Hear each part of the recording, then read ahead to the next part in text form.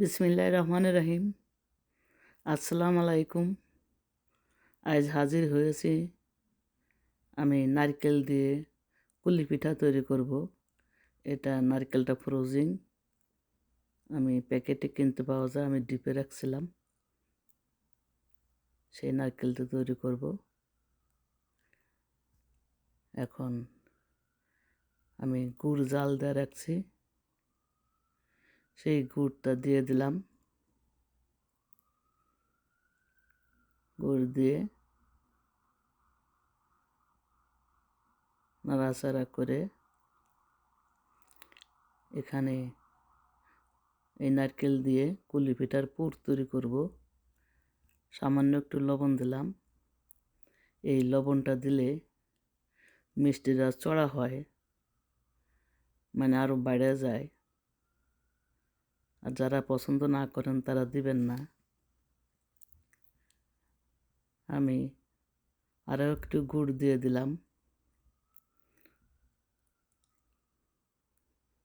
আর নাড়াচাড়া করে এখন দিয়ে দেবো একটু লিকুইড দুধ, যেটা পিঠাটাকে স্বাদ দ্বিগুণ বাড়িয়ে দেবে। এখন দিয়ে দেবো সাদা তিল। এই সাদা তিল যখন পিঠাটা কামড় লাগবে, এটা অসাধারণ টেস্ট আসবে। আপনারা দিয়ে বানিয়ে খাবেন।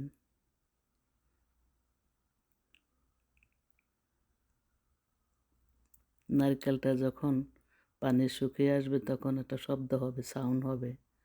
তখন মনে করবেন যে হয়ে গেছে, তখন নামিয়ে নিতে হবে। আবার বেশি জাল দিলে খরখরা হয়ে যাবে। এখানে আমি 3 কাপ ময়দা নিয়েছি, তার জন্য একটু লবণ দিয়ে দিলাম। আর এই ময়দার ভিতর 2 টেবিল চামচ ঘি দিয়ে দিলাম। এটা আমার হাতের ঘি, আমি নিজে তৈরি করছি। এই ঘিটা দিয়ে ময়ান দিলে পিঠাটা অসাধারণ লাগবে, এর টেস্ট দ্বিগুণ বেড়ে যাবে। এখন আমি ঘিটা দিয়ে এই আটাটা মিক্স করে নিয়েছি সুন্দর করে। দেখেন, যখন এরকম মুট করবেন, দলা পাকিয়ে যাবে, তখন বুঝতে হবে যে আটাটার ময়ন দেওয়া ঠিক হয়েছে।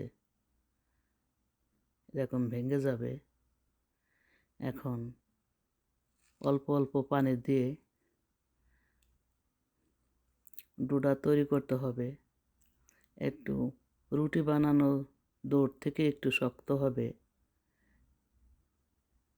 একসাথে বেশি পানি দেবেন না, তাহলে নরম হয়ে যেতে পারে। নরম হলে আর শক্ত করতে অনেক কষ্ট, সেটা ভালো হয় না। শক্ত থেকেই নরম করা যায় অল্প অল্প পানি দিয়ে।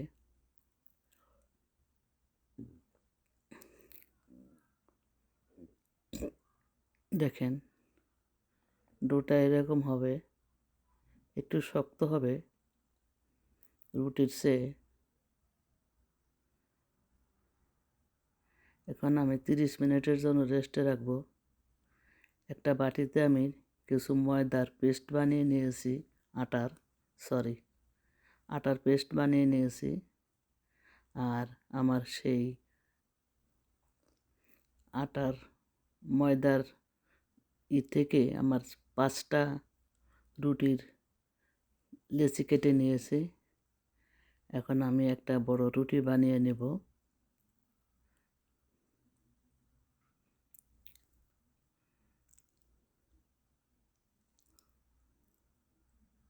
আমার রুটিটা হয়ে গেছে। দেখেন, রুটিটা এরকম হবে, একবারও পাতলা না, একবারও মোটা না, এরকম হবে এর থিকনেসটা। এখন একটা রিং দিয়ে আমি গোল গোল করে কিছু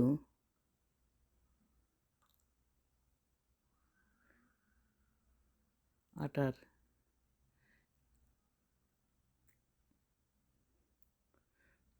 পিঠার তৈরি করার জন্য গোল গোল করে কেটে নেব।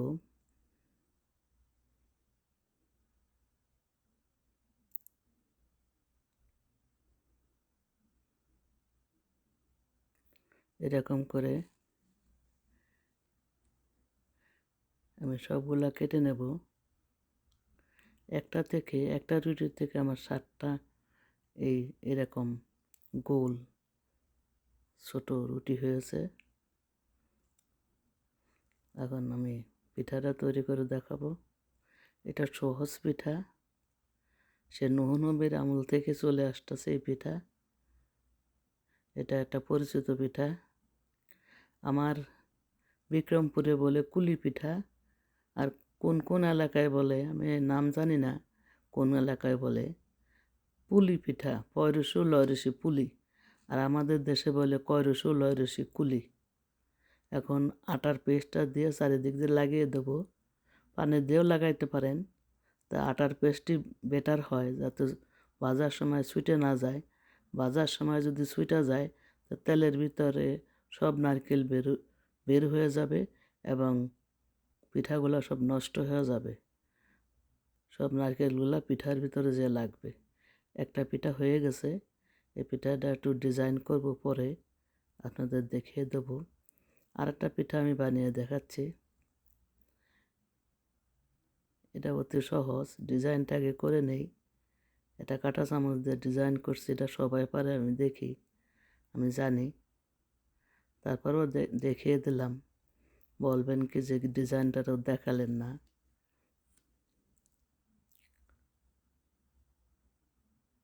এখন এটা ছুরি দিয়ে কেটে কেটে নেব।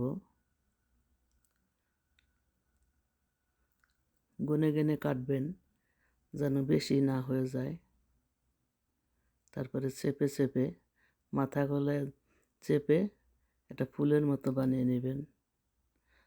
দেখেন দেখতে কত সুন্দর লাগছে। আমার নিজের প্রশংসা আমি নিজেই করলাম। পিঠাটা কত সুন্দর হয়েছে দেখেন। আর একটা আমি বানিয়ে দেখাবো। আমি জানি আপনারা পারেন।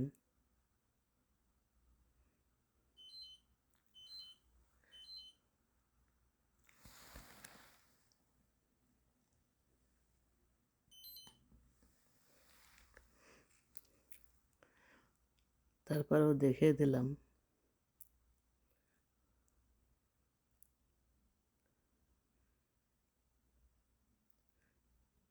আমার এই পিঠার রেসিপি যদি আপনাদের ভালো লেগে থাকে তাহলে সাবস্ক্রাইব দিবেন, একটা লাইক দিবেন প্লিজ। লাইক দিয়ে ভিডিওটা দেখবেন, অনেক খুশি হব। যারা আমার সাথে আছেন তাদেরকে অসংখ্য ধন্যবাদ আর ভালোবাসা, আর যারা নতুন আসবেন তাদেরকে স্বাগত।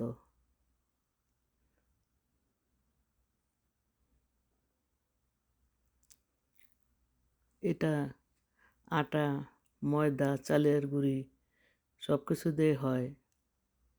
তা যখন মন চাইবে তখনই এটা বানিয়ে খেতে পারবেন। বাচ্চাদের স্কুলের টিফিনে দিতে পারবেন। এটা ওরা অনেক পছন্দ করে আমি জানি। আমার বাচ্চারা যখন ছোটো ছিল তখন আমি এই পিঠাটাই বেশি বানিয়ে দিতাম, ওরা অনেক পছন্দ করত,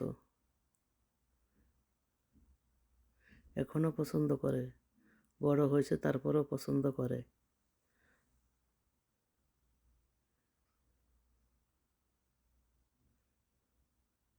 এভাবে মাথাটা চেপে চেপে নিয়ে ডিজাইনটা করে নিই। এটা একবার সোজা, খেয়াল করলেই হবে। তো এই শীতের সময় বাচ্চাদের পিঠা বানিয়ে দেবেন। এটা বানাতে তেমন খরচ হবে না, নারকেলের গুড়টা কিনবেন, আর আটা ময়দা চাল তো ঘরেই থাকে। দেখেন মাশাআল্লাহ কত সুন্দর হয়েছে। এভাবে আমি সব পিঠাগুলো বানিয়ে নেব, সাথেই থাকবেন। দেখেন সব পিঠাগুলা আমি বানিয়ে নিয়েছি, দেখতে কত সুন্দর লাগছে। দেখেন আপনারা এভাবে বানাবেন আর গরম গরম ভেজে গরম গরম খাবেন, মজা আর মজা। এখন আমি একটা কড়াইতে তেল নিয়েছি, তেলটা গরম দিয়েছি, হালকা গরম, বেশি গরম হয় না। একটা পিঠে দিয়ে তেলটা টেস্ট করলাম, তো বেশি গরম হয় নাই। জালটা আর একটু বাড়িয়ে দেব, তবে লো মিডিয়ামের উপর জালটা রাখবেন চুলার। বেশি জাল দিলে পিঠাটা কালার আসে যাবে, কিন্তু মচমচে হবে না, টেস্টি হবে না। ভাজার পরে পিঠাটা নরম হয়ে যাবে। আমি সবসময় হালকা জালে পিঠাটা মচমচে করে ভেজে নেই, তাতে মনে করুন 1 মাস পর্যন্ত বাইরেই থাকে, মানে শক্তই থাকে, নরম হয় না। এটাই আমার পিঠার বৈশিষ্ট্য। পিঠা তো সকলেই বানায়, কিন্তু এভাবে বানিয়ে দেখেন, অনেক দিন থাকবে, শক্ত থাকবে, মচমচা থাকবে, নরম হবে না। পিঠাগুলো আস্তে আস্তে নেড়ে চেড়ে তখন উপরে ভেসে উঠবে।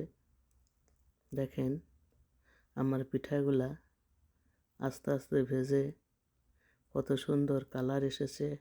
এখন আমি এগুলা নামিয়ে নেব।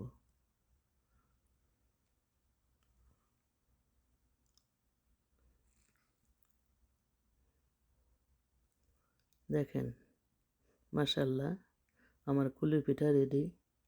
দেখতে কত সুন্দর লোভনীয় হয়েছে। এভাবে আপনারা বানাবেন আর খাবেন। মেহমান আসলে বানিয়ে দেবেন, বাচ্চাদের টিফিনে দিবেন। তা আমার রেসিপি আপনারা দেখেছেন, আশা করি ভালো লেগেছে। ভালো লাগলে লাইক কমেন্ট শেয়ার করবেন এবং সাবস্ক্রাইব করে দেবেন।